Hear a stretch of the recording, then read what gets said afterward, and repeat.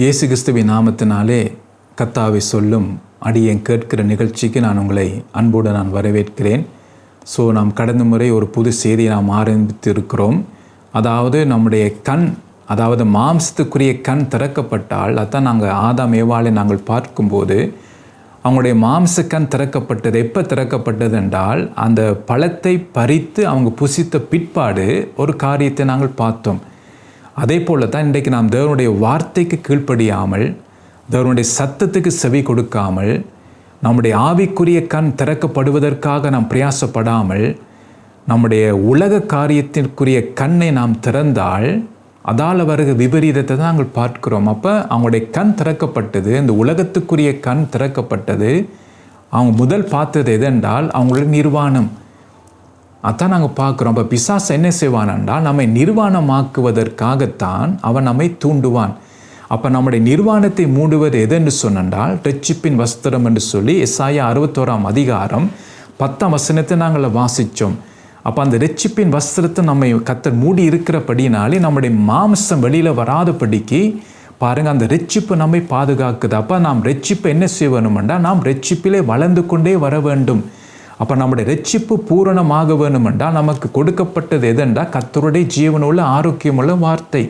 அந்த வார்த்தை இந்த காதாலை கேட்டு கண்ணாலை பார்த்து இதயத்துக்குள் எடுக்கும் போது தான் எனக்கு அந்த உணர்வு வரும்போது, பாருங்கள், தாவீது உணர்த்துவிக்கப்பட்ட போது அந்த தீர்க்கதரிசி மூலமாக உடனே அவர் என்ன சொல்லுகிறார், நான் தான் அந்த மனுஷன் என்று சொல்லி உடனே தேவனுடைய சமூகத்தில் போய் பாவங்களை அறிக்கையிட்டு அவர் கதறி அழுது ஜெபிக்கிறார். அதான் அந்த உணர்வு செய்கிற காரியம். பாருங்கள், அப்போ மாம்சம் தூண்டிவிடும் தான் சத்துரு நம்முடைய நிர்வாணமாக்க அவன் முயற்சி பண்ணுவான் தான் மாம்சத்தை தூண்டி.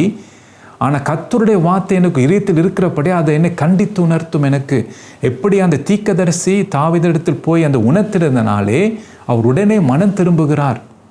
அப்போ இன்றைக்கு பார்த்தீங்கன்னா கர்த்தருடைய ஆவியான நமக்குள் வாசம் பண்ணுகிறார். அவர் தான் கண்டித்து உணர்த்துகிறவர், சத்தியத்துக்குள் நடத்துகிறவர்.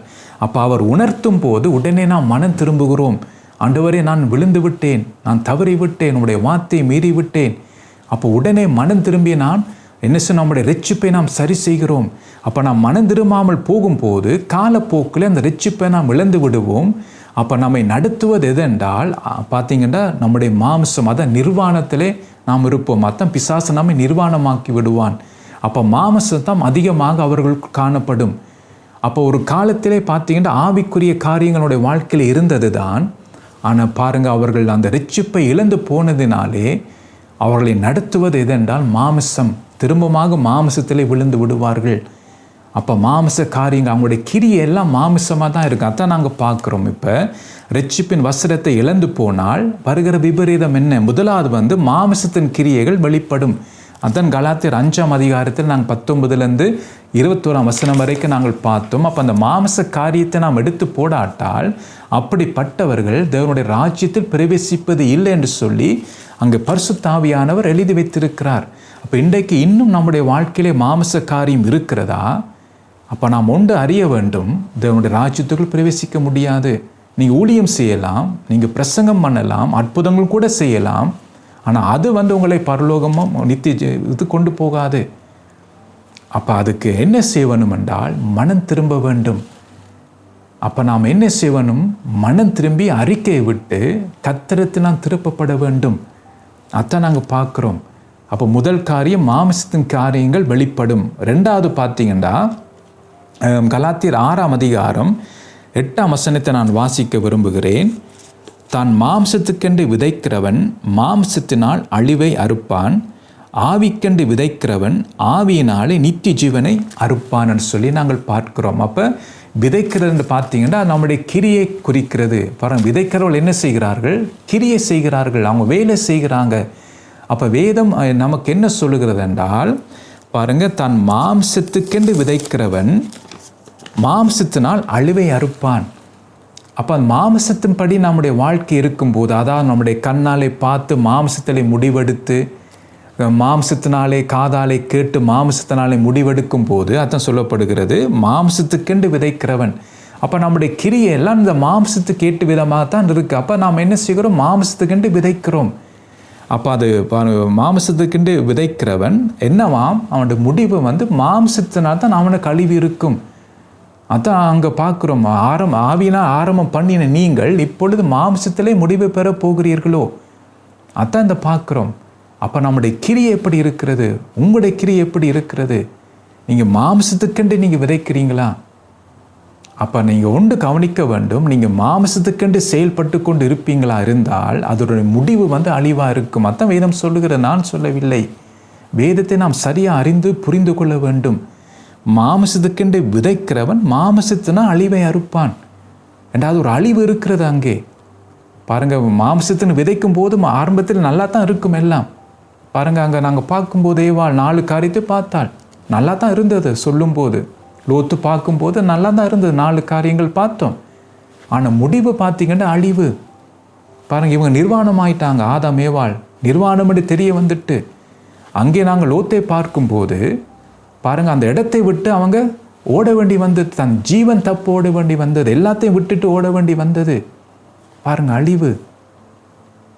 அப்போ தான் நாங்கள் எச்சரிக்கையாக இருக்க வேண்டும். ஆனால் அடுத்தது பார்த்தீங்கன்னா, ஆவிக்கென்று விதைக்கிறவன் ஆவியினாலே நித்திய ஜீவனை அறுப்பான். பாருங்கள், நித்திய ஜீவனை அறுப்பான். அழிவை இல்லை, நித்திய ஜீவன். அப்போ அது என்னென்றால், ஆவிக்கேற்றபடி நடந்து கொள்ளுங்கள், அப்பொழுது மாம்சிச்சையை நிறைவேற்றாதிருப்பீர்கள். அப்போ ஆவியினாலே நடத்தப்பட்டால்தான் சத்துரு நாம நிர்வாணமாக்காதபடிக்கு நாம் காத்துக்கொள்ள முடியும். அப்போ ஆவியானவர் நம்மை நடத்துவதற்கு நாம் இடம் கொடுக்காமல் போனால், ஆவியானவர் நம்மை நடத்துவதற்கு பதிலாக மாம்சம் நம்மை நடத்தும். அப்போ மாம்சம் பார்த்தீங்கன்னா பிசாசு நம்மை நடத்த தொடங்கி விடுவான், நம்மை நிர்வாணமாக்கி விடுவான். அப்போ முழுவதும் மாம்சத்தினால்தான் அவர்கள் இருப்பார்கள். அதான் முடிவு அழிவாக இருக்கும். அதான் நாங்கள் பார்க்குறோம். அப்போ இந்த நாட்களில், இந்த கடைசி காலத்திலே நாம் பரிசோதித்து பார்ப்போம், நம்முடைய விதைப்பு எப்படி இருக்கிறது? நாம் எப்படி விதைக்கிறோம்? மாம்சத்துக்கென்று விதைக்கிறோமா அல்லது ஆவிக்கென்று நாம் விதைக்கிறோமா? ஒரு வேளை மாம்சத்துக்கென்று நாம் விதைத்தால் முடிவு அழிவை நாம் அறுப்போம். அதான் சொல்லப்படுகிறது, மாம்சத்தின அழிவை அறுப்பான். அப்போ நாம் சிந்திக்க வேண்டும். அப்போ நாம் ஆவிக்கென்று நாம் என்ன செய்ய வேண்டும்னா விதைத்தால்தான் நித்திய ஜீவனை நாம் அறுக்க முடியும். அதுதான் நம்முடைய ஃபோக்கஸ். அதுதான் நமக்கு முக்கியம். இன்றைக்கு உலகத்தில் எவ்வளோ நாம் பார்த்தீங்க செல்வாக்காக இருந்து எவ்வளோ பணத்தை நாம் சேர்த்து வைத்து நமக்கு ஒரு பேரை உண்டாக்கி கடைசியாக அழிவைத்தான் மறுக்க வேண்டி விட்டுரும். லோத்தை நாங்கள் பார்க்கும்போது அப்போ அந்த காரியம் நமக்கு வரக்கூடாது என்பதற்காகத்தான் இன்றைக்கு கர்த்தருடைய ஆவியான நம்மை சிந்திக்க வைக்கிறார். நாம் எந்த நிலைமையில் இருக்கிறோம், நம்முடைய வாழ்க்கை எப்படி இருக்கிறது. தான் அணுகிற காலத்திலே நாம் பரிசோதித்து பார்க்க முடியும். அவர் தான் நம்ம ரட்சிக்கிறவர். சங்கீதம் 3:8 நாங்கள் பார்க்குறோம், ரட்சிப்பு கர்த்தருடையது. அப்போ அவர் நம்மை ரட்சிக்க விரும்புகிறார். அப்போ இன்றைக்கு நாம் இப்படிப்பட்ட காரியத்தை நாம் கட்டப்பட்டிருக்கலாம், ஆனால் இதோடு நம்முடைய வாழ்க்கை முடிவென்று சொல்ல முடியாது. என்ற நாம் கர்த்தரை நோக்கி நாம் கூப்பிடும்போது, அத்தாவின் ரட்சியம் என்று கூப்பிடும்போது அவர் நம்மை ரட்சிக்க வல்லமை உள்ளவர். அதுதான் கர்த்தர் எதிர்பார்க்கிறார். இன்றைக்கு நாம் எதற்காக அவரை நோக்கி கூப்பிடுகிறோம்? ஆண்டவரே என்னை ஆசீர்வதியும், ஆண்டவரே என்னை பெரியவனாக்கும், இந்த உலகத்திலே ஆண்டவர் ஒரு மேன்மைப்படுத்தும். அதற்காகத்தான் கர்த்தரை நோக்கி கூப்பிடுகிறோம். ஆனால் நமக்குள் மாம்ச காரியங்கள் இருக்கிறதே. ஆண்டவரே, இந்த மாம்சத்தில் எனக்கு விடுதலை தாரும், எனக்கு ரட்சிப்பை தாரும். ஆண்டவருடைய ரட்சிப்பை நான் நிலைத்திருக்க வேண்டும். ரட்சிப்பை நான் இழந்து போகக்கூடாது. முடிவு பரியந்தமப்பா நாம் ரட்சிப்பை நிலைத்திருக்க வேண்டும். இதற்காக நாம் பிரயாசப்பட வேண்டும். அதான் நாங்கள் பார்க்குறோம் இந்த காரியத்தை. அப்போ 2வது பார்த்தீங்கன்னா, மாம்சத்திலே விதைப்பும் அறுப்பும் இருக்கும். அதுதான் 2வது காரியம். அப்போ நம்முடைய ரட்சிப்பின் வஸ்திரத்தை இழந்து போனால் மாம்சம் நமக்குள் அத்தான் பார்த்து கொண்டு வாரோம் இந்த காரியத்தை. ரட்சிப்பின் வஸ்திரத்தை இழந்து போனால் அது எப்படி இருக்கும் என்று சொல்லி தான் நாங்கள் பார்க்குறோம். அப்போ அது நம்முடைய நிர்வாணத்தை நாங்கள் பார்க்குறோம். அதை நிர்வாணமாக்கி விடுவான் சத்துரு. முதலாவது மாம்சத்தின் முடிவு எப்படி இருக்குமா? மாம்சத்தின் கிரியைகள் வெளிப்படும் அந்த காரியங்கள். 2வது மாம்சத்திலே விதைப்பும் மறுப்பும் இருக்கும். 3வது நாங்கள் பார்ப்போம், பிலிப்பியர் 3ஆம் அதிகாரம் 4ஆம் வசனம். மாம்சத்தின் மேல் நம்பிக்கை வைக்க வேண்டுமானால் நானும் வைக்கலாம், வேறொருவன் மாம்சத்தின் மேல் நம்பிக்கை அறுக்க நினைத்தால் நான் அதிகமாக அப்படி செய்யலாம் என்று சொல்லி இங்கே நாங்கள் பார்க்கிறோம். பாருங்கள், அப்போ இதில் என்ன நாங்கள் பார்க்குறோம்டா, 3வது மாம்சத்து மேல் நம்பிக்கை வைக்கிறதுக்கு அந்த காரியம் நம்மை நடத்தும். அப்போ நாம் அந்த தேவன் மேல் நம்பிக்கை வைக்கிறதை விட்டுட்டு மாமிசத்து மேல், அதான் மாமிசம்னு சொல்லும் போது நம்முடைய சுய பலன் இருக்கிறது. ஸோ நமக்கு ஒரு தகுதி என்று சொல்லி நாங்கள் பார்க்குறோம். அப்போ படிப்பு, பணம், வசதி, ஸோ நமக்கு ஒரு பேர், அதெல்லாம் ஒரு தகுதி என்று நாம் சொல்லுகிறோம். அப்போ அதிலே நம்முடைய நம்பிக்கை வைக்க பாருங்கள், இந்த மாம்ச காரியங்கள் நம்மை தூண்டும். நம்முடைய இரட்சிப்பை நாம் இழந்து போகிறோமா இருந்தால், நம்ம இரட்சிப்பை இழப்போமா இருந்தால், இப்படிப்பட்ட மாம்ச காரியங்கள் தான் நமக்குள் வரும்.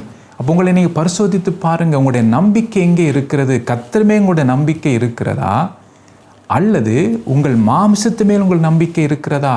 அப்போ உங்களுடைய மாமிசம் என்று சொல்லும்போது பணத்து மீது நம்பிக்கை போகிறதும், அல்லது உங்களுடைய படிப்பு மீது உங்களுடைய நம்பிக்கை போகிறதா, அல்லது உங்களுடைய ஞானத்து மீது உங்கள் நம்பிக்கை போகிறதா, அல்லது உங்களுடைய மாமிச பலத்தின் மீது உங்களுடைய நம்பிக்கை போகிறதா, எது மீது உங்களுடைய நம்பிக்கை போகிறது? சங்கீதம் 20 நாங்கள் பார்க்கிறோம். சில ரதங்களையும் குதிரைகளை குறித்து மேன்மை பாராட்டுவார்கள். நாங்களும் எங்கள் தேவனாய் கர்த்தரை குறித்து மேன்மை பாராட்டுவோம். அவர்கள் இடறி விழுவார்கள், நாங்களோ எழுந்து நிமிர்ந்து நிற்போம் என்று சொல்லி அங்கே நாங்கள் பார்க்கிறோம். அப்போ இன்றைக்கு நம்முடைய நம்பிக்கை ரதங்கள் மீதும் குதிரைகளை மீது போகும்போது ஒரு காலம், ஒரு சூழ்நிலை வரும், அதால் நமக்கு எந்த ரட்சிப்பும் வராது. அதான் நாங்கள் பார்க்குறோம். அதான் கடந்த முறை நான் உங்களுக்கு சொன்னேன், இன்றைக்கு அதிகமாக பார்த்தீங்கன்னா அந்த ஐடி வேலையை அதிகமாக அநேகர் விரும்புவார்கள். என்னென்னா அது நல்ல ஒரு வேலை அந்த நாட்களிலே. ஆனால் இப்போ அதனுடைய மதிப்பு இல்லாமல் போகிறது. இந்த ஏஐ வந்ததினாலே ஐடிக்கு மதிப்பில்லாமல் போகிறது. அதிகமாக இன்றைக்கு எல்லா வேலையும் ஏஐ செய்கிறது, எல்லா காரியங்களும் அது செய்கிறது. அந்தளவுக்கு அது முன்னேறி விட்டது. அப்போ யோசித்து பாருங்கள். அப்போ அதோடைய மதிப்பு இல்லாமல் போக. அதே போலத்தான் இன்றைக்கு நாம் ரதங்களை நம்பிக்கொண்டிருக்கலாம், குதிரைகளை நம்பிக்கொண்டிருக்கலாம். எகிப்தின் காலத்தில் அதுக்கு ஒரு மதிப்பு இருந்தது.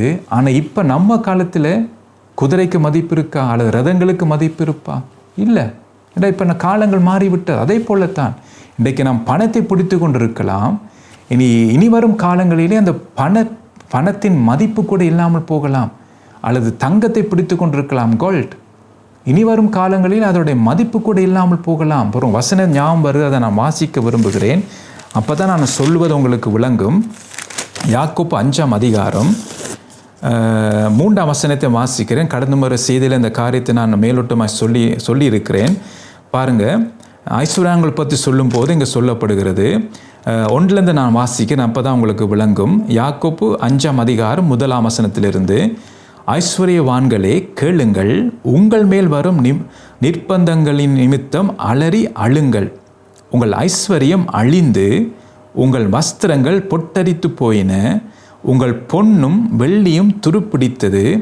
அவைகளிலுள்ள துரு உங்களுக்கு விரோதமாக சாட்சியாக இருந்து அக்கினியை போல உங்கள் மாம்சத்தை தின்னும்.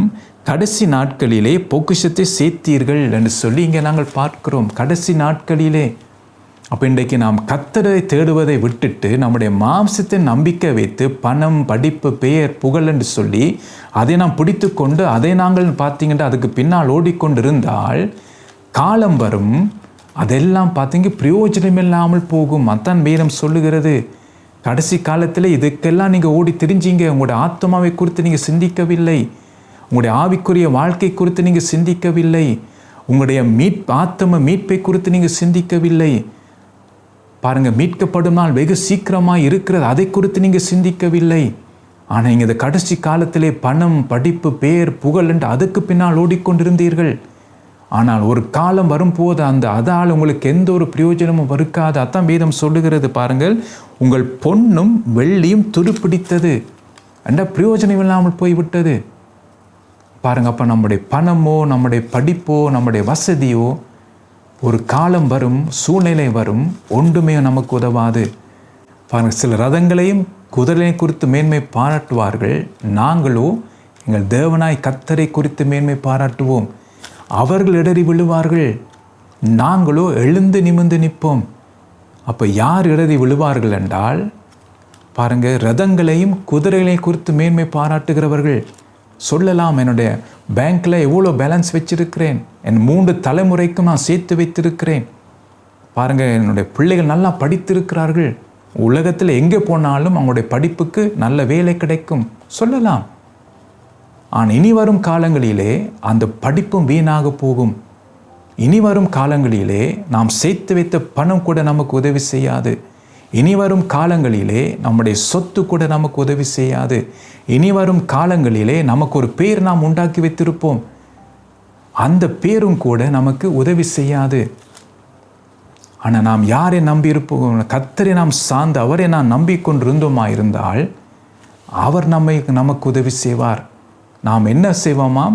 நாம் எழுந்து நிமிர்ந்து நிற்போம் என்று சொல்லி கர்த்தருடைய வார்த்தை சொல்லுகிறது. அதான் நாங்கள் முக்கியம். அப்போ இந்த மாம்சத்தில் இருக்கிறவர்கள் என்ன செய்வார்கள்? மாம்சத்து மேல் நம்பிக்கை வைப்பார்கள்.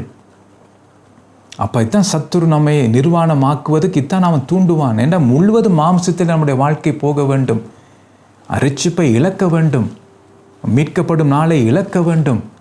அப்படி நம்மை அழிவுக்கு நேராய் கொண்டு போவான். அப்போ இதுக்கெல்லாம் பாருங்கள், எதை பயன்படுத்துகிறான்? உலக காரியங்கள். அதான் இயேசுவை காட்டுறான், உலக மகிமையை காண்பிக்கிறான். தாழ விழுந்திரண்டா இதெல்லாம் நமக்கு நான் தருவேன். நாம் சொல்லணும், அப்பாலே போ சாத்தானே என்று சொல்ல வேண்டும். ஆனால் நாம் சொல்ல முடிகிறதா? இல்லை. இன்னும் வேணும் இன்னும் வேணும் என்று சொல்லித்தான் அதுக்கு பின்னால் ஓடிக்கொண்டிருக்கிறோம். அப்போ பிசாசை நாம் நிர்வாணமாக்க தொடங்கி விட்டான். நம்முடைய ரட்சிப்பை இழந்து போகிறதுக்கு நம்மை தூண்டி விட்டான். அப்போ நாம் எச்சரிக்கை அறிந்து நாம் மனம் திரும்ப வேண்டும், நாம் ரட்சிப்பை காத்து கொள்ள வேண்டும். அப்படி நாம் மனம் திரும்பாமல் தொடர்ந்து நாம் இருந்தோம்னா தான் நாம் மாம்ச காரியத்தை நாங்கள் பார்க்குறோம். மூன்றாவது மாம்சத்தை நம்பிக்கை வைப்பார்கள் அப்படிப்பட்டவர்கள். நாலாவது நாங்கள் பார்ப்போம், பிலிப்பியர் 3:18 நாங்கள் பார்க்கும்போது, ஏனெனில் அநேகர் வேறு விதமாய் நடக்கிறார்கள், அவர்கள் கிறிஸ்துவின் சிலுவைக்கு பகைஞர் என்று உங்களுக்கு அநேக தரம் சொன்னேன், இப்பொழுதும் கண்ணீரோடு சொல்லுகிறேன் என்று சொல்லி இங்கே நாங்கள் பார்க்கிறோம். பாருங்கள், அப்போ அவர்கள் எப்படி இருப்பார்களாம்? நாலாவது ரட்சிப்பின் வஸ்திரத்தை இழந்து போகிறவர்கள், அவர்கள் மாம்சத்தில் அதிகமாய் நடப்பார்கள். அப்போ நாலாவது காரியம் வேறு விதமாய் அவர்கள் நடப்பார்கள். அப்போ கர்த்தர் நமக்கு நியமித்த வழியை விட்டுட்டு வேறு விதமாய் நடப்பார்கள். அதான் நாங்கள் பார்க்குறோம். பாருங்கள், எத்தான் வேதம் சொல்லுகிறது. அதை பார்க்கும்போது அநேகர் வேறு விதமாய் நடக்கிறார்கள், அவர் கிறிஸ்துவின் சிலுவைக்கு பகைஞர் என்று உங்களுக்கு அநேக தரம் சொன்னேன். அப்போ அவங்களுடைய கிறிஸ்துவின் வழியிலே அவர்கள் போகவில்லை, கிறிஸ்துவை அவர்கள் தரிக்கவில்லை, கிறிஸ்தவ பேரை தரித்திருக்கிறார்கள். பாருங்கள், கிறிஸ்தவர்கள் என்று சொல்லிக் கொள்கிறார்கள், ஆவிக்குரியவர்கள் என்று சொல்லிக் கொள்கிறார்கள், ஆனால் வேறு விதமாய் நடக்கிறார்கள். அது என்னென்றால், ஞாயிற்றுக்கிழமை கிறிஸ்தவர்களைப் போல் அவர்கள் காட்சி அளித்து கிறிஸ்தவருக்குரிய காரியங்களை செய்கிறார், அந்த கடமையை செய்கிறார்கள், அந்த பழக்க வழக்க கடமைகள். ஆனால் கிழமை நாட்களிலே வேறு விதமாய் நடக்கிறார்கள், உலகத்தாரை போல நடக்கிறார்கள். பணம், படிப்பு, பெயர், புகழ் என்று சொல்லி அதுக்கு பின்னாலே ஓடுகிறார்கள். அப்போ ஆயத்தப்பட வேணுமே, மனம் திரும்ப வேண்டுமே, நம்முடைய வாழ்க்கையை பரிசோதித்து பார்க்க வேணுமே, நம்முடைய குடும்ப சூழ்நிலை எப்படி இருக்கிறது, நாம் எல்லாரும் எடுத்துக்கொள்ளப்பட வேண்டுமே, நம்ம குடும்பமாக எடுத்துக்கொள்ளப்பட வேண்டுமே. ஸோ அதுக்கேற்ற கிரியைகளை செய்ய மாட்டார்கள், ஆனால் வேறு விதமாய் நடப்பார்கள். அதான் வேதம் சொல்லுகிறது. சிலுவைக்கு பகைஞராக பார்த்தீங்கன்னா சொல்லப்படுகிறபடி அவர்கள் கிறிஸ்துவின் சிலுவைக்கு பகைஞர் என்று உங்களுக்கு அநேக தரம் சொன்னேன், இப்பொழுது கண்ணீரோடு நான் சொல்லுகிறேன். பாருங்கள், அப்போ எப்படி அவன் மனுஷனுடைய வாழ்க்கை மாறுகிறன்னு சொல்லி ஆவியிலே ஆரம்பம் பண்ணினார்கள் தான். இதுதான் பாருங்கள், மாம்சத்திலே முடிவு பெறுகிற சூழ்நிலையை நாங்கள் பார்க்கிறோம். அதான் ஒன்றொன்றா நாங்கள் பார்த்து கொண்டு வரோம், எப்படி இந்த மாம்சத்திலே முடிவு பெற போகிறார்கள்னு சொல்லி. அப்போ இதிலேருந்து நான் மனம் திரும்பாமல் விட்டால் இதன் முடிவு அழிவாக இருக்கும். அக்கிரமக்காரரே என்னை விட்டு அகண்டு போங்கள், உங்களை நான் அறியேன் என்று சொல்லி விடுவார் கடைசியிலே. அப்போ நாம் எச்சரிக்கையாக இருப்போமாக. அடுத்தது நாங்கள் பார்ப்போம், 5வது காரியம். அதே பிலிப்பியர் 3:19 நான் வாசிக்க விரும்புகிறேன். அவளுடைய முடிவு அழிவு, அவருடைய தேவன் வயிறு, அவருடைய மகிமை அவளுடைய இலச்சையே, அவர்கள் பூமி கடுத்தவைகளை சிந்திக்கிறார்கள். அப்போ பாருங்கள், 5வது காரியம் அவர்கள் என்ன செய்வார்களாம்? பூமி கடுத்தவைகளை சிந்திப்பார்கள். பாருங்கள், அப்போ அவங்களுடைய சிந்தனை, அவங்களுடைய கிரியை எல்லாம் பூமிக்குரியதாக இருக்கும். மற்ற பிசாசு பாருங்கள், இயேசுவை காட்டுகிறான், அந்த உலகத்தின் மகிமையை காண்பிக்கிறான். அப்போ இப்படிப்பட்டவர்கள் அதில் விழுந்தார்கள் என்றால் அவங்களுடைய பாருங்கள், இந்த மாமிச கண்ணை அவர்கள் பயன்படுத்தி அதில் பார்த்தார்களா இருந்தால் பாருங்கள், அதை சொல்லப்பட்டபடி அவங்க பூமிக்கு அடுத்தவைகளை சிந்திப்பார்கள். அதுதான் அவங்களுடைய சிந்தனையாக இருக்கும். படுக்கும்போது அதுதான் சிந்தனையாக இருக்கும், எழும்பும் போதும் அதுதான் சிந்தனையாக இருக்கும். பாருங்கள், தேவனுடைய ராஜ்யத்தை குறித்து சிந்தனை இருக்காது. மீட்கப்படும் நாளை குறித்து அந்த சிந்தனை இருக்காது. தேவனுடைய ராஜ்யத்தை குறித்து சிந்தனை இருக்காது. தங்களுடைய ஆவிக்குரிய வாழ்க்கை எப்படி இருக்குன்னு சொல்லி சிந்திக்க மாட்டாங்க. மன திரும்புதலை குறித்து சிந்திக்க மாட்டாங்க. கர்த்தருடைய ஆரோக்கியமான வார்த்தை குறித்து சிந்திக்க மாட்டாங்க. அப்போ அவங்களுடைய சிந்தனை எல்லாம் பூமிக்கு அடுத்தவைகளாக தான் இருக்கும். அதான் நான் இங்கே சொன்ன பணம், படிப்பு, பெயர், புகழ், ஸோ உலகத்துக்குரிய என்னென்ன காரியங்கள் இருக்கிறதோ அதை தான் இவர்கள் சிந்தித்து கொண்டு இருப்பார்கள். பாருங்கள், எப்படி பார்த்தீங்கன்னா அவங்களுடைய வாழ்க்கையிலே மாற்றம் வருகிறதுன்னு பாருங்கள். அந்த ரட்சிப்பை நான் இழந்து போகுமா இருந்தால் எப்படி இந்த மாம்சம் ஒன்றொண்டா வந்து கொண்டு இருக்குதுன்னு பாருங்கள். அப்போ உங்களை நீங்கள் பரிசோதித்து பாருங்கள், நீங்கள் எந்த நிலைமையில் இருக்கிறீங்க? ரட்சிப்பை இழந்து கொண்டு போய்கொண்டு இருக்கிறீங்களா? பாருங்கள், அப்போ இப்படிப்பட்ட காரியங்கள் உங்களோட வாழ்க்கையில் இருக்குமா இருந்தால் பிசாசு உங்களை நிர்வாணமாக்க தொடங்கி விட்டான். அப்போ நாம் எச்சரிக்கையாக இருக்க வேணும். அப்போ இந்த காரியத்தில் நாம் எழுந்திருக்க வேண்டும். இந்த மயக்க நிலைமையிலிருந்து எழுந்திருக்க வேண்டும். இன்றைக்கு பிசாசு அநேகரை மயக்கி விட்டான். அந்த 2 தீமோத்தேயு 2ஆம் அதிகாரம் 26ஆம் வசனம்.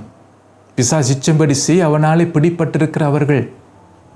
அப்போ இவங்கள் எல்லாம் பார்த்தீங்கன்னா பிசாசு இச்சம்படி செய்ய அவனால் பிடிப்பட்டிருக்கிறார்கள். அப்போ அது என்னென்றால் கெச்சிக்கிற சிங்கம் போன இவளை விழுங்கலாம் என்று சொல்லப்படுகிற தானே அவன் விழுங்கிட்டான். அவங்க விழுகினபடியால் தான் அவங்க அந்த மயக்க நிலைமையில் இருக்கிறார்கள். அப்போ பாருங்கள், 5வது பார்த்து பூமி கடுத்தவைகளை சிந்தித்து கொண்டிருப்பார்கள். 6வது நாங்கள் பார்ப்போம், ரோமர் 8ஆம் அதிகாரம் 8ஆம் வசனம். மாம்சத்துக்குட்பட்டவர்கள் தேவனுக்கு பிரியமாக இருக்க மாட்டார்கள். அப்போ 6வது காரியம், தேவனுக்கு பிரியமாக இருக்க மாட்டார்கள். அப்போ அந்த ரட்சிப்பின் வஸ்திரத்தை இழந்து போகும்போது பாருங்கள், ஒன்றுண்டா காரியங்கள், மாமிச காரியங்கள் வெளிவந்து கொண்டே இருக்கிறது. அதுதான் மாமிசத்திலே முடிவை பெற போகிறீர்களோ, இதுதான் அந்த முடிவை நாங்கள் பார்க்கிறோம். அப்போ தேவனுக்கு இவர்கள் பிரியமாக இருக்க மாட்டார்கள். அப்போ நம்முடைய வாழ்க்கையை நாம் கவனமாக இருக்கு. நம்முடைய கிரியை தேவனுக்கு பிரியமாக இருக்கிறதா? நாம் எடுக்கிற தீர்மானங்கள் தேவனுக்கு பிரியமாக இருக்கிறதா? நாம் செய்கிற காரியங்கள் தேவனுக்கு பிரியமாக இருக்கிறதா? உங்களுக்கு தெரியும், இஸ்ரவேல் ஜனங்கள் எகிப்தை விட்டு புறப்பட்டார்கள். மோசேயினாலே ஞானஸ்நானம் எடுக்கப்பட்டார்கள். பாருங்கள், அந்த 1 கொரிந்தியர் 10ஆம் அதிகாரத்தை நாங்கள் பார்க்குறோம். பாருங்கள், ஞான கண்மணியாக கிறிஸ்துவே பார்த்துங்க கூட இருந்தார். ஸோ பாருங்கள், மன்னா புசித்தார்கள், எல்லாம் இருந்தது. ஆனால் அங்கே சொல்லப்படுகிறது அநேகரிடத்தில் ஆண்டவர் பிரியமாக இருக்கவில்லை என்று சொல்லி. ஏன்னா முரட்டாட்டம் பண்ணாங்க, கீழ்ப்படியாமல் இருந்தாங்க, பரிசோதித்தாங்க, பரீட்சை பார்த்தாங்க, ஸோ விபச்சாரம் பண்ணினாங்க, வேசித்தனம் பண்ணினாங்க. ஸோ இப்படி பல மாம்ச காரியங்கள் அதான் நாங்கள் பார்க்குறோம். ரட்சிக்கப்பட்டிருக்கலாம், நாம் ஞானஸ்நானம் எடுத்திருக்கலாம், ஊழியம் செய்யலாம், நாம் ஜெபம் பண்ணுகலாம், வேதத்தை வாசிக்கலாம், பலதை நாம் செய்யலாம். ஆனால் தேவன் நம்மேல் பிரியமாக இருக்கிறாரா? அதான் கேள்வி. கர்த்தர் நம்மேல் பிரியமாக இருக்கிறாரா? அப்போ நாம் செய்கிற ஊழியத்தை வைத்து சொல்ல முடியாது கர்த்தர் நம்மேல் பிரியமாக இருக்கிறாருன்னு சொல்லி. என்னுடைய ஊழியம் வளர்ந்து கொண்டு வருகிறதுனாலே, ஜனங்கள் சபையிலே திரண்டு கொண்டு வருகிறதுனாலே கர்த்தர் நம்மேல் பிரியமாக இருக்கிறான்னு சொல்ல முடியாது. என்ற அந்த ஜனக்கூட்டம் பெருசாக வருகிறபடியாலே கர்த்தர் பிரியமாக இருக்கிறான்னு சொல்ல முடியாது. அங்கே நாங்கள் பார்க்குறோம், பாருங்கள் எவ்வளோ ஜனங்கள் புறப்பட்டார்கள் எகிப்திலிருந்து. ஆனால் அதை வேதம் சொல்ல அநேக இடத்தில் அவர் பிரியமாக இருக்கவில்லையாம். அப்போ என்னென்னு பார்த்தீங்கன்னா, அவன் வனாந்திரம் அழிக்கப்பட்டாங்க. அதை வாசிக்க விரும்புகிற அருமையான வார்த்தை 1 கொரிந்தியர் 10ஆம் அதிகாரத்தில் எழுதப்பட்டிருக்கு. பாருங்கள், 10:5 நான் வாசிக்கிறேன். அப்படி இருந்தும் அவர்களில் அதிகமான பேர்களிடத்தில் தேவன் பிரியமாக இருந்தது இல்லை, ஆதலால் வனாந்திரத்திலே அவர்கள் அழிக்கப்பட்டார்கள். அதுக்கு என்ன காரணம் என்றால் மாம்ச காரியங்கள். இந்த பிசாசு அவளை நிர்வாணமாக்கிட்டான். அப்போ இன்றைக்கு நம்முடைய காலத்தில் ரட்சிப்பை இழந்து போனோம் என்றால் மாம்சம் காரியங்கள் தான் வெளிவரும். அதான் நாங்கள் பார்க்குற 7ஆம் வசனத்தை நீங்கள் வாசிக்கும் போது பாருங்கள், 6ஆம் வசனம், அவர் இச்சித்தது போல நாமும் பொல்லாங்கானவைகளை இச்சியாதபடிக்கு, அங்கே ஏவாள் சொல்லுகிறார், இச்சிக்கப்படத்தக்கதாக இருக்கிறது, மற்ற இவைகள் நமக்கு திருஷ்டாங்களாக இருக்கிறது. 7ஆம் வசனம், ஜனங்கள் புசிக்கவும் குடிக்கவும் உட்கார்ந்து விளையாடவும் விளைந்திருந்தார்கள் என்று எழுதியிருக்கிறபடி. பாருங்கள், அதான் என்ஜாய் பண்ணுவது, என்டர்டெயின்மெண்ட். இன்றைக்கு பாருங்கள், அதிகமாக சபைகளில் இதான் பார்க்குறோம். எல்லாம் என்டர்டெயின்மெண்ட், பொழுதுபோக்கு, எல்லாம் பாட்டு, எல்லாம் பல காரியங்களை நாங்கள் பார்க்குறோம். புசிப்பு குடிப்பு அதை இங்கே நாங்கள் பார்க்குறோம். உட்கார்ந்து விளையாட எழுந்திருந்தார்கள். பாருங்கள், உட்கார்ந்து விளையாட எழுந்திருந்தார்கள். அப்போ இன்றைக்கு இதான் நான் பார்க்குறோம் கடைசி காலத்தில். இப்போ பாருங்கள், இன்றைக்கு அநேக சபைகளில் இத்தான் உட்கார்ந்து விளையாட எழுந்திருந்தார்கள். இன்றைக்கு ஒரு விளையாட்டாய் போய் கொண்டிருக்கிறது சபைகளிலே. ஆராதனைகள் எல்லாம் பார்த்தீங்கன்னா ஒரு விளையாட்டாய் போய்கொண்டிருக்கிறது. பாருங்கள், அப்படி தொடர்ந்து வாசிக்கும் வேசித்தனம் பண்ணி நாங்கள் பல காரியங்கள் நாங்கள் பார்க்குறோம். கிறிஸ்துவை பரீட்சை பார்த்தார்கள், சில பேர் முறுமுறுத்தார்கள். இன்றைக்கு பாருங்கள் எவ்வளோ முறுமுறுப்பு, இன்றைக்கு குடும்பங்களிலே முறுமுறுப்பு இருக்குது, சபைகளிலே முறுமுறுப்பு இருக்குது. எதுக்கெடுத்தாலும் முறுமுறுத்து தான் செய்வார்கள் பல காரியங்களை. எல்லாம் இருக்கிறது. 11ஆம் வசனம் சொல்லுகிறது, இவைகள் எல்லாம் திருஷ்டாந்தங்களாக அவர்களுக்கு சம்பவித்தது உலகத்தின் முடிவு காலத்தில் உள்ள நமக்கு எச்சரிப்பு உண்டாக்கும்படி எழுதப்பட்டும் இருக்கிறது. அதான் நான் கவனமாக இருக்க வேண்டும். அடுத்த வசனம் சொல்லுகிறது, இப்படியான காரியம் இருக்கிறதுனாலே தன்னை நிற்கிறவன் என்று எண்ணுகிறவன் விழாதபடிக்கு எச்சரிக்கையாக இருக்க கடவன். இன்றைக்கு நாம் செய்கிற ஊழியத்தை வச்சு நாம் சொல்லலாம், நான் நிற்கிறேன், கத்தருக்கண்டு நான் நிற்கிறேன், கத்தர் எனக்கு என்னுடைய காரியத்தில் அவர் பிரியமாக இருக்கிறார் நான் நினைத்து கொண்டிருக்கிறோம். ஆனால் விழாதபடிக்கு எச்சரிக்கையாக இருக்க வேண்டும். அப்போ எப்போ எனக்கு அது தெரிய வரும் என்றால், கத்தருடைய வார்த்தையினை உணர்த்தும் போது தான், அதுக்கு நான் செவி கொடுக்கும் போது தான் அந்த வார்த்தையின் இருதயத்திலே உணர்த்தும், நான் விழுந்து விட்டேன் என்று சொல்லி. அப்போ உடனே மனம் திரும்ப முடியும், தாவதை போல.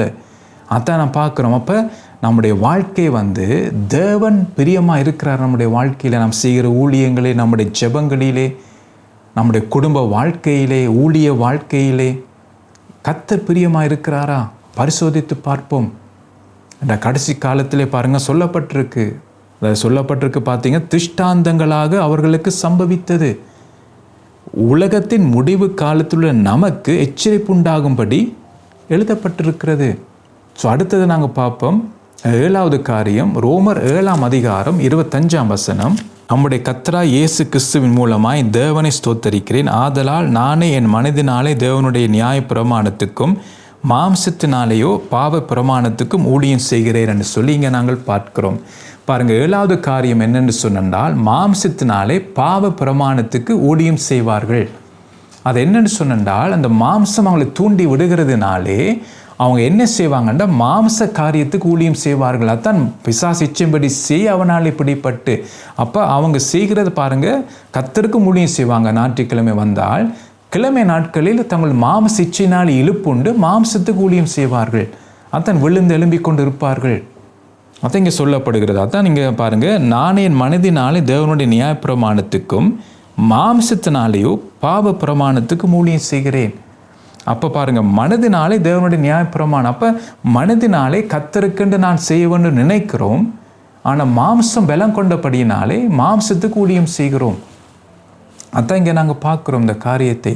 பாருங்கள், அப்போ இதான் கவனமாக இருக்க வேண்டும் இந்த காரியம். 8வது நாங்கள் பார்ப்போம். அதே ரோமர் 12ஆம் அதிகாரம் 2ஆம் வசனத்திலே, நீங்கள் இந்த பிரபஞ்சத்துக்கு ஒத்த வேஷம் தெரியாமல் தேவனுடைய நன்மையும் பிரியமும் பரிபூர்ணமான சித்தம் இன்னதென்று பகுத்தறியத்தக்கதாக உங்கள் மனம் புதிதாகிறதுனாலே மறுரூபமாகுங்கள் என்று சொல்லி இங்கே கர்த்தருடைய வார்த்தை நமக்கு எச்சரிக்கிறது. அப்போ 8வது என்ன காரியம் என்று சொன்னால், இந்த உலகத்துக்கு ஒத்த வேஷம் தரிப்பார்கள். அதான் சொன்னேன், ஞாயிற்றுக்கிழமை என்றால் கிறிஸ்தவர்கள், கிழமை நாட்கள் என்றால் உலகத்துக்குரியவர்களாக இருப்பார்கள். அப்போ வேஷம் தரிப்பது. அப்போ அதான் பார்க்குறோம் இந்த காரியங்களை. ஸோ இது ஆழமாக நான் சொல்லவில்லை, ஏற்கனவே இந்த காரியத்தை குறித்து நான் சொல்லியிருக்கிறேன். பாருங்கள், 9வது நாங்கள் பார்ப்போம். கலாத்தியர் 5ஆம் அதிகாரம் 7ஆம் வசனம். நீங்கள் நன்றாய் ஓடினீர்களே, சத்தியத்துக்கு கீழ்ப்படியாமல் போக உங்களுக்கு தடை செய்தவன் யார் என்று சொல்லி இங்கே நாங்கள் பார்க்கிறோம். அப்போ 9வது சத்தியத்துக்கு கீழ்ப்படிய மாட்டார்கள். அதான் நாங்கள் பார்க்குறோம். பாருங்கள், எப்படி வரிசையாக அந்த மாம்சம் அவர்களை மேற்கொண்டு வருகிறது என்று பாருங்கள். அப்போ இத்தான் பிசாசு தூண்டுவான். அப்போ இன்றைக்கு நாம் சத்தியத்துக்கு கீழ்ப்படுகிறோமா? அதான் நாம் கேட்டு பார்க்கணும். கர்த்தருடைய வார்த்தை இருக்கிறது, அதுக்கு நாம் கீழ்ப்படுகிறோமா? இன்றைக்கு அதிகமான பேர் வார்த்தைக்கு கீழ்ப்படிவதில்லை. அதான் வேதம் சொல்லு, சத்தியத்துக்கு கீழ்ப்படிய வேண்டும். ஆனால் இவர்கள் கீழ்ப்படிய மாட்டார்கள் சத்தியத்துக்கு. சத்தியத்தை வசனத்தை பேசுவார்கள், பிரசங்கம் பண்ணுவார்கள், ஆனால் அதுக்கு கீழ்ப்படிய மாட்டார்கள். ஸோ 10வது நாம் இப்போ கடைசியாக நாம் பார்ப்போம். 10வது ரோமர் 1ஆம் அதிகாரம் 21ஆம் வசனம். அவர்கள் தேவனை அறிந்தும் அவரை தேவனென்று மகிமைப்படுத்தாமலும் ஸ்தோத்தரியாமலும் இருந்து தங்கள் சிந்தைகளினாலே வீணர் ஆனார்கள். உணர்வில்லாத அவருடைய இருதயம் இருள் அடைந்தது. 10வது என்னன்னு சொன்னால், இவர்கள் தேவனை அறிந்தும் தேவனை மகிமைப்படுத்தாமலும் ஸ்தோத்தரியாமலும் இருந்து தங்கள் சிந்தனைகளினாலே வீணராகி உணர்வில்லாதவர்களாக இருப்பார்கள். பாருங்கள், அப்போ பல காரியத்தை அது செய்கிறது. அப்போ தேவனை அறிந்திருக்கிறன்று பாருங்கள், அவர் அறிந்திருக்கிறார்கள், ஆனால் தேவனை மகிமைப்படுத்துவதும் இல்லை, மற்ற அவரை ஸ்தோத்தரிப்பதும் இல்லை. அப்போ அவங்களுக்கு தேவன் அறிந்திருக்க ரட்சிக்கப்பட்ட பேர் இருக்குது, ஆவிக்குரியனுடைய பேர் இருக்குது, ஆனால் அந்த தேவனை மகிமைப்படுத்த மாட்டாங்க. அது தேவனுடைய நாம மகிமைக்க நம்மளோட வாழ்க்கை இருக்காது. அப்போ அவங்களுடைய கிரியை தேவனுக்கு பிரியமாக இருக்காது. அப்போ தேவனை அதனாலே மகிமைப்படுத்த மாட்டார்கள், ஸ்தோத்தரிக்க மாட்டாங்க. அதுக்கு பதிலாக முறுமுறுத்து கொண்டிருப்பார்கள். மற்ற தங்கள் சிந்தனையினாலே வீணராகி, அதான் நாங்கள் பார்த்தோம் அந்த சிந்தனை. அடுத்தது உணர்வில்லாதவர்களாக இருப்பார்கள், அதான் நாங்கள் பார்க்குறோம். உணர்வே இருக்காது அவங்களோட வாழ்க்கையிலே. பாருங்கள், அப்போ அவங்களுடைய மாம்சத்தில் எப்படி முடிவு பெறுகிறார்கள்னு சொல்லித்தான் நாங்கள் பார்த்து வந்தோம் 10 காரியங்கள். அப்போ ரட்சிப்பின் வஸ்திரத்தை நாம் இழந்தோமா இருந்தால் பாருங்கள், இந்த 10 காரியத்தை நாங்கள் பார்க்குறோம். 10 மாமிச காரியங்கள். அப்போ இன்றைக்கு நாம் சிந்திப்போம், இது ஏதாவது ஒரு காரியம் நம்முடைய வாழ்க்கையில் இருந்தால் நாம் இதில் மனம் திரும்புவோமாக, நம்முடைய ரட்சிப்பை நாம் பாதுகாப்போமாக. முடிவு பரியந்தம் நிலைத்திருப்பவனே ரட்சிக்கப்படுவான் என்று சொல்லி வேதம் நமக்கு சொல்லுகிறது. அப்போ நாம் ரட்சிப்பை பாதுகாக்க வேண்டும். இந்த நானும் நீங்களும் அந்த மீட்கப்படும் நாளுக்கு பங்கு பெற வேண்டும், நம்முடைய குடும்பம் பங்கு பெற வேண்டும். ஆகவே நாம் இந்த காரியத்தை நாம் சீரியஸாக எடுப்போம், மனம் திரும்புவோமாக. தொடர்ந்தும் அடுத்த முறைக்கு மிச்ச காரியத்தை நாம் தியானிப்போம். அப்போ அந்த நிர்வாணத்தை மூடுவது எப்படின்னு சொல்லி நாம் தியானிக்க போகிறோம். பாருங்கள், இப்போ பிசாசு இப்படி நாம் நிர்வாணமாக்கி விட்டான், ஆனால் அந்த நிர்வாணத்தை எப்படி நாம் மூடுவது, அதே ஆவியானவர் நம்ம கற்றுக் கொடுத்திருக்கிறார். அப்போ எது நம்மை நிர்வாணமாக்குறதுன்னு சொல்லி ஆவியானவர் நமக்கு கற்றுக் கொடுத்தார். அடுத்தது எது நம்ம நிர்வாணத்தை மூடுவது, எப்படி மூடுவது, அதை நாம் அடுத்த முறைக்கு நாம் கற்றுக்கொள்வோம். கர்த்தர் தாமே உங்களை ஆசீர்வதிப்பாராக.